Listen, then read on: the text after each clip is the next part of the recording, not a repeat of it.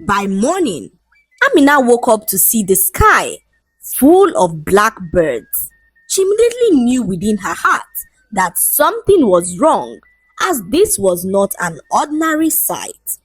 She decided to return back to her village and noticed that her village was now crawling with snakes.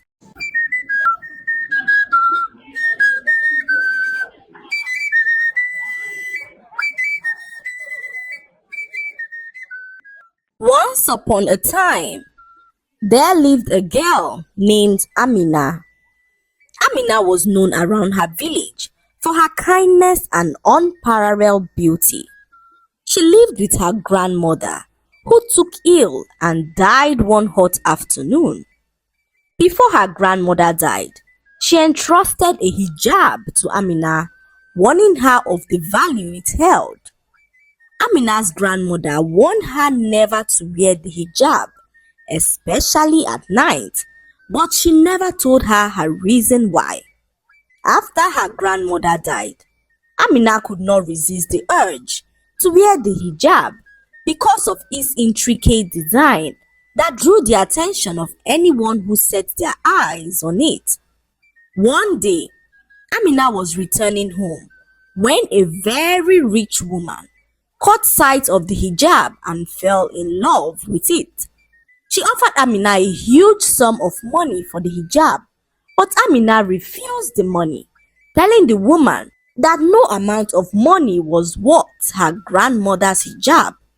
The rich woman did not seem pleased with Amina's reply and decided to take matters into her own hands. Determined to possess Amina's hijab, the rich woman plotted and schemed, watching Amina from a distance. The next day, Amina returned home and noticed that her hut had been ransacked. She was so shocked, as this had never happened before. Amina wondered who could have done this as she began to arrange her hut.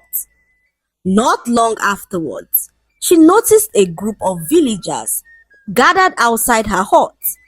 They claimed that staring at her hijab earlier that day healed them of their disease and wanted to thank Amina for their healing. It was then that Amina realized the power of her grandmother's hijab. A few days later, Amina was preparing some food to eat when she heard a knock on her door. She approached her door to see who it was and caught sight of a very old woman who warned her of a looming danger. Amina, confused as to what the old woman was talking about, asked for some clarity, but before she knew what was happening, the old woman disappeared in front of her eyes, leaving her in utter confusion. Amina, afraid of what might happen to her if she remained in her hut alone, decided to hurriedly rush to her friend's hut, which was in the neighboring village across the village river. It was almost getting dark, so Amina rushed as fast as her legs could carry her towards the village river to catch a canoe. On her way, she met the rich woman and some hefty-looking men who stopped her to forcefully take her hijab. The rich woman told Amina that no one ever says no to her and that Amina would give her the hijab whether she likes it or not. Amina tried to explain to the woman that the hijab was no ordinary hijab, but the woman and her thugs forcefully took the hijab off Amina and walked away. Amina tried to stop them, but they subdued her and walked off with the hijab. Sad and devastated, Amina cried aloud as she proceeded to her friend's hut in the neighboring village. She had bruises all over her body, and her friend was shocked to see her in such a state. Amina explained all that happened to her friend, who helped her nurse her wounds. By morning, Amina woke up to see the sky full of black birds. She immediately knew within her heart that something was wrong, as this was not an ordinary sight. She decided to return back to her village and noticed that her village was now crawling with snakes. There was no one in sight, but only snakes. This sight terrified Amina, who could not help but think that the villagers had all turned into snakes. She was so terrified as she knew that this was linked to her powerful hijab, which the rich woman forcefully took from her the day before. Her grandmother had warned her before she died that the hijab should never be worn at night time, and Amina knew that the rich woman would have worn the hijab at night, not knowing about the warning, and this had unleashed the curse of the hijab upon the entire village. Amina, unsure of how to lift the curse, stood in the middle of the village, filled with guilt and sadness.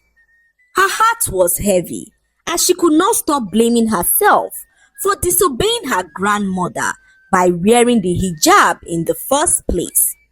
The guilt weighed heavily in her heart as she felt responsible for what had happened to members of her village who were now snakes. Amina, in that moment, knew that she had to find a way to undo the curse of the hijab. She decided to go to her grandmother's hut as she believed the solution would lie within the hut. She walked briskly to the hut and began to ransack the whole place, hoping to find something helpful. Amina searched for hours but couldn't find anything she believed would help to lift the curse.